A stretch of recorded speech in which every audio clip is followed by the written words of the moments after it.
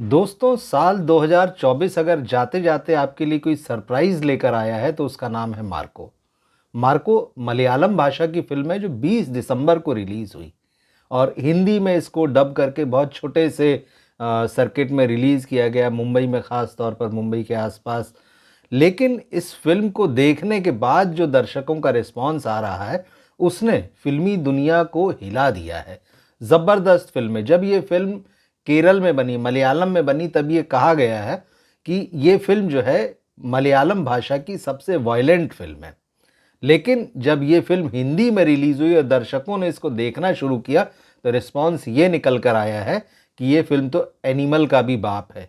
जी हाँ, एनिमल रणबीर कपूर की फ़िल्म जिसे संदीप वांगा ने बनाया था और जिसने पूरे हिंदी के दर्शकों को हिला कर रख दिया था कि क्या वॉयलेंस है इस फ़िल्म में, क्या एक्शन है इस फ़िल्म में, इमोशनल स्टोरी है इस फ़िल्म में।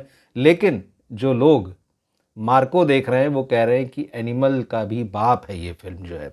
और मैंने आज ये फ़िल्म देखी क्योंकि कल मैंने आपसे ये वादा किया था, कल जब वरुण धवन की फ़िल्म बेबी जॉन पर मैंने वीडियो बनाया था कि किस तरह से दूसरे ही दिन से ये फ़िल्म जो है उतार पर आ गई है और इसको थिएटर से निकाला जा रहा है और उसकी जगह जो फ़िल्म ले रही है उसका नाम है मार्को। तो मैंने आपसे कहा था कि मैं इसका कल रिव्यू लेकर आऊँगा, कोशिश करूँगा, और आज मैंने ये फ़िल्म देखी।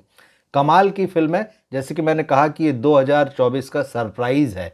मतलब इससे बढ़िया फ़िल्म, मतलब अगर आप एक्शन फ़िल्में पसंद करते हैं और आप बहुत ज़्यादा इस चक्कर में नहीं पड़ते हैं, अरे वायलेंस का सोसाइटी पर बुरा असर पड़ता है, ये क्या दिखा रहे हैं, कैसे दिखा रहे हैं, फुल एंटरटेनिंग है और ज़बरदस्त रूप से इस फ़िल्म की ग्रिप है। और सच कहिए तो ये कमज़ोर दिल वालों के लिए ये फ़िल्म नहीं है। अगर आपको एनिमल देखकर ये लगा था, अरे यार ये तो क्या फ़िल्म है और इसने तो हिला दिया है, लेकिन मार्को जो है उससे काफ़ी आगे है। न केवल वॉयलेंस में, एक्शन में, बल्कि स्टाइल में भी। और आप ये तय मानिए कि जिस तरह से सिनेमा खुल रहा है, भाषाई दायरे जो है धीरे-धीरे ख़त्म हो रहे हैं, आने वाले समय में जो बॉलीवुड स्टार्स हैं, जिन लोगों को रीजनल स्टार कहते हैं ये लोग, उनसे ज़बरदस्त टक्कर मिलने वाली है। और उन्नी मुकुंदन, अब इस नाम को आप याद रख लीजिए, उन्नी मुकुंदन इस फ़िल्म के हीरो हैं। और जिस स्टाइल और जिस स्वैग के साथ में वो पर्दे पर नज़र आते हैं, जितना ज़बरदस्त उन्होंने एक्शन किया है, उसने कहीं न कहीं आप मानिए कि एनिमल वाले जो रणबीर कपूर हैं उनको ज़बरदस्त टक्कर देते हैं। और ऐसा नहीं है, अगर पुष्पा के बारे में कहा गया, पुष्पा 2 के बारे में, कि पुष्पा फायर नहीं है, अब तो वाइल्ड फायर है। तो उन्हीं को जब आप इस फ़िल्म में देखेंगे, जब मार्को को आप देखेंगे, तो लगेगा ये तो वाइल्ड फायर से भी बढ़कर है कहीं। मैं इस फ़िल्म की ऐसे ही तारीफ़ नहीं कर रहा हूँ। आप कहेंगे कि ये तो खामखा की भी तारीफ़ हो सकती है, लेकिन ऐसा नहीं है। इस फ़िल्म को ज़रूर देखिए। 1 जनवरी से इसके प्रोड्यूसर्स जो हैं, अब इसको ऑल इंडिया लेवल पर जो इसका थोड़ा बड़े पैमाने पर प्रमोशन और प्रदर्शन करने की तैयारियां कर रहे हैं, क्योंकि केरल की जो फ़िल्म इंडस्ट्री बहुत छोटी इंडस्ट्री है और वहाँ के प्रोड्यूसर्स के अपने नियम कायदे हैं, क्योंकि जब भी वहाँ से कोई फ़िल्म बाहर जाती है तो डिस्ट्रीब्यूटर्स के साथ में लोकल जो वहाँ के हैं, जो एग्रीमेंट वगैरह होते हैं, तो हम उसकी डिटेलिंग में नहीं जाएंगे, उसकी बारीकियों में, लेकिन कई नियम कायदे और ये लोग सब उसको फॉलो करते हैं। और यही वजह है कि छोटे बजट में बनने के बावजूद जो है वो फिल्में अपने कंटेंट में कमाल करती हैं। तो मार्को जो है 1 जनवरी से जो है एक तरीके से आप मानिए कि उसको लेके एक बड़ा प्रमोशन होगा, ज़्यादा से ज़्यादा उसे हिंदी के दर्शकों तक पहुंचाने की कोशिश होगी। तो आप ये मानिए कि हलचल तो शुरू हो गई है। मार्को की कहानी मैं आपको बताता हूँ। मार्को दरअसल स्पिन ऑफ है। स्पिन ऑफ कहते हैं उस कहानी को जो किसी एक बड़ी कहानी से या बड़े सिनेमा से निकला हुआ कैरेक्टर, उसकी कहानी है। तो 5-6 साल पहले एक फ़िल्म आई थी मलयालम में, मिखाइल। तो मिखाइल फ़िल्म में एक कैरेक्टर है मार्को, और मार्को की कहानी जो है अब उसके प्रोड्यूसर्स ने 6 साल बाद बनाई है। केरल का एक गोल्ड माफिया है, गोल्ड माफिया जो एक फैमिली है जिसका वहाँ के पूरे गोल्ड बिजनेस पर कब्जा है, उसके खिलाफ जब कुछ दुश्मन खड़े हो जाते हैं तो क्या होता है। लेकिन वो जो माफिया फैमिली है, तो उन लोगों की फैमिली में एक एडॉप्ट किया गया बच्चा है। उसे जो है उनके हेड थे, वो जो थे इस बच्चे को लेकर आए थे, कोई नहीं जानता कहाँ से लेकर आए थे। तो ये यही बच्चा जो है वो मार्को है। अब ये मार्को की कहानी पूरी तरह से, मतलब यहाँ पूरी तरह से मार्को एक्शन में है।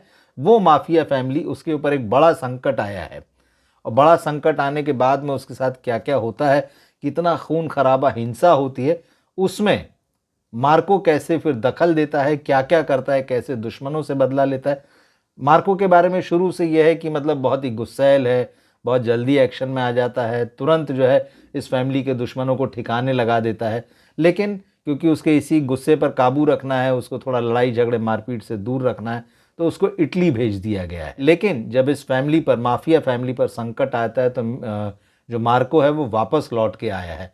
और वापस लौट के आने के बाद में किस तरह से वो तबाही मचाता है, मतलब गजब का एक्शन है इसमें, और कमाल का, मतलब आप कहें कि आपको बांधे रखती है। शुरू में भले ही आपको 2.5 घंटे के लगभग ये फिल्म, और शुरू में भले ही आपको लगे कि शायद इतना जो बातें मैं आपसे कह रहा हूँ कि ज़बरदस्त एक्शन वो सारी चीज़ें नहीं दिख रही, लेकिन जैसे जैसे ये फिल्म बढ़ती है और जैसे जैसे मार्को का प्रेजेंस इस कहानी में बढ़ता है, ये फिल्म आपको सीट से हिलने नहीं देती, एकदम बांधे रहती है।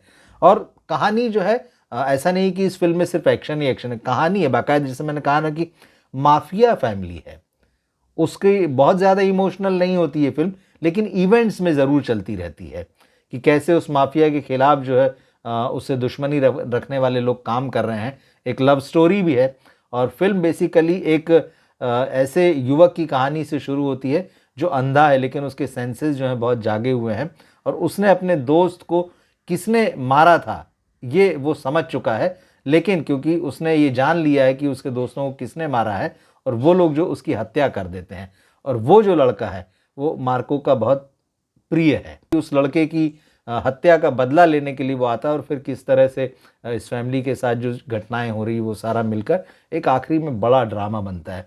और ख़ास तौर पर आखिरी के जो पौन घंटे हैं, आप मानिए कि आप दहल जाएंगे, जिसको कह रहे हैं कि सबसे वायलेंट फिल्म जो है इंडिया की अब तक की हिस्ट्री में। आप एक एक सीन पर हैरान रह जाएंगे, इसको किस तरह से शूट किया, जिस तरह का वायलेंस, जिस तरह की हत्याएं दिखाई हैं इसमें। इसको बिल्कुल ग्लोरीफाई हम भी नहीं कर रहे हैं, ना ये फिल्म इस बात की कहती। वो प्रोड्यूसर्स का भी कहना है कि ये कहानी है, ऐसा ज़िंदगी में नहीं होता है। लेकिन बात वही कि पर्दे पर आप जब जाते हैं बड़े पर्दे पर देखने, तो लार्जर देन लाइफ चीज़ों को, तो जिस तरह से एनिमल ने एक किस्म का ऑरा जो है वो तैयार किया था कि अच्छा इस तरह की फिल्म हो सकती है, और कितना ब्रूटल दिखाया जा सकता है हीरो को, जो कि बेसिकली विलन है। यहाँ भी मार्को अगर आप देखेंगे तो नेगेटिव कैरेक्टर है, एक तरीके से वो विलन है, लेकिन उसको हीरो की तरह ये कहानी पेश करती है। और उस जिस क्रूरता से, मतलब मार्को भी काम करता है, और उसके जो सामने वाला पक्ष जो उसको मार्को को ख़त्म करना चाहता है, सब कुछ कितना ब्रूटल हो जाता है, किस तरह से हत्याएं हो रही है, किस तरह से जो है वो खून ही खून बह रहा है, ये जो है इस फिल्म में दिखता है। लेकिन अपने कंटेंट में, अपने प्रेजेंटेशन में, अपने स्टाइल में, और इस फिल्म के जो सारे कलाकार हैं उन्होंने जिस तरह से काम किया है, ये फिल्म बांधे रहती है। तो अगर आप फिल्म को फिल्म की तरह देखते हैं तो ये फिल्म जो है, अगर आपको वायलेंट फिल्में पसंद हैं, या अगर आप नहीं भी उस तरह की फिल्में पसंद करते हैं और ऐसा कंटेंट देखना चाहते हैं कि जो आपको 2-2.5 घंटे थिएटर में बांध कर रख सके, तो निश्चित रूप से ये जो फिल्म है मार्को, वो आपको देखना चाहिए। और हिंदी में आ गई है, मुझे लगता है धीरे धीरे इस फिल्म का बज़ बढ़ेगा, और आने वाले दिनों में इस फिल्म की चर्चा होगी। और सबसे ख़ास बात तो यही कि अगर वरुण धवन की फिल्म को, बेबी जॉन को अगर थिएटर से उतारा जा रहा है और उसको किसी मलयालम फिल्म से रिप्लेस किया जा रहा है, तो सोचिए उसमें कुछ तो बात होगी ही। तो फिल्म देखने के बाद में मुझे लगा कि निश्चित रूप से इसमें वो बात है जो ऑडियंस ढूंढते हैं, जो लार्जर दैन लाइफ एक्सपीरियंस को ढूंढते हैं, वो इस फिल्म में है।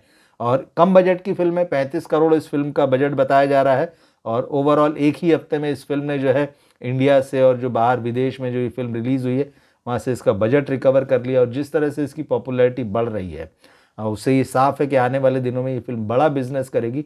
और यही वजह है कि इसके प्रोड्यूसर्स ने मार्को 2, 3 और 4 तक मतलब बनाने का फैसला किया। ये अनाउंस हो गया है कि भाई मार्को का सीक्वल बनाया जाएगा, आगे की कहानी बनाई जाएगी। और इस फिल्म के जो डायरेक्टर हैं वो हैं हनीफ अदेनी, तो उन्होंने इस फिल्म को डायरेक्ट किया है। निश्चित रूप से ये बात सही है कि अब जो है सिनेमा के दरवाजे खुल गए हैं, हिंदी के ऑडियंस को सिर्फ बॉलीवुड की ज़रूरत नहीं है, किसी भी भाषा से आ सकता है। ये फिल्म हिंदी में डब होके आई है, और टेक्निकली इतनी स्ट्रांग है उसकी डबिंग भी कि आपको कतई नहीं लगता है 1 मिनट के लिए भी कि आप साउथ की या मलयालम की जो है एक डब फिल्म को हिंदी में देख रहे हैं। तो ये ताकत है। लेकिन बॉलीवुड को जिस ताकत की ज़रूरत है वो है कहानी। कहानी के बिना कुछ भी नहीं होगा। सिर्फ एक्शन से काम नहीं चलता, सिर्फ उछल कूद से काम नहीं चलता, सिर्फ नाच गाने से काम नहीं चलता। अगर आपके पास कंटेंट है, अगर आपके पास स्ट्रांग वजह है कुछ भी पर्दे पर दिखाने की, चाहे आप रोमांस दिखाइए, चाहे आप इंटीमेसी दिखाइए, चाहे आप वायलेंस दिखाइए, कॉमेडी दिखाइए, लेकिन अगर वो बेसिर पैर का हुआ तो दर्शक उसको सिरे से खारिज कर देगा। लेकिन अगर आप अपने कंटेंट के साथ में, लॉजिक के साथ में आते हैं, अच्छी कहानी के साथ में आते हैं तो दर्शक आज का जो है फिर वो किसी भी भाषा से फिल्म आए उसके लिए तैयार है, उसको उसके लिए पैसा खर्च करने के लिए तैयार है। तो अगर ये फ़िल्म आपके शहर में लगी है तो मैं ज़रूर रिकमेंड करूँगा कि आप इसे देखें, या फिर जैसे मैंने कहा कि 1 तारीख से जो है इस फ़िल्म का जो है मार्केट जो है हिंदी में जो है उसको बढ़ाने की कोशिश की जाएगी, ज़्यादा से ज़्यादा रिलीज़ करने की शहरों में कोशिश की जाएगी। तो अगर आपके शहर में फ़िल्म आती है ज़रूर देखिएगा। मैं रिकमेंड करूँगा, जैसे मैंने कहा कि 2024 का ये सबसे बड़ा सरप्राइज़ है अगर हम फ़िल्मों की बात करें तो। अगर आपने ये फ़िल्म देखी है तो ज़रूर कमेंट बॉक्स में लिखिएगा कि ये फ़िल्म आपको कैसी लगी? क्या लगता है, क्या आने वाले दिन इसी तरह की फ़िल्मों के हैं? पुष्पा है, केजीएफ 2 है, एनिमल है, क्या आने वाले दिनों में इसी तरह की जो हिंसक फ़िल्में क्या वही चलेंगी बॉक्स ऑफिस पर? दर्शक क्यों इन फ़िल्मों को पसंद कर रहे हैं, इस तरह के कंटेंट को? ये भी आप कमेंट बॉक्स में लिख सकते हैं। मिलते हैं हम अगले वीडियो में फिर। नमस्कार।